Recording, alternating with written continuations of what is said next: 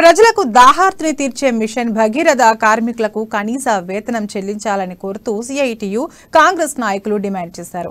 రంగారెడ్డి జిల్లా షాద్ నగర్ పరిధి కమ్మదానం గ్రామ శివారులోని మిషన్ భగీరథ పంపు హౌస్ దగ్గర జేఏసీ ఆధ్వర్యంలో మిషన్ భగీరథ కార్మికులు 4 రోజులుగా ధర్నా చేస్తున్నారు. అందులో భాగంగా ఇవాళ మిషన్ భగీరథ పంపు హౌస్ నుండి పట్టణంలోని ఆర్టీసీ క్రాస్ రోడ్ వరకు ర్యాలీ నిర్వహించారు.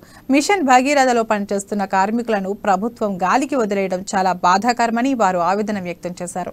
ఇప్పటికైనా కేంద్ర రాష్ట్ర ప్రభుత్వాలు స్పందించి తమకు కనీస వేతనాలు చెల్లించే చట్టంపై దృష్టి సారించాలని వారు హెచ్చరించారు.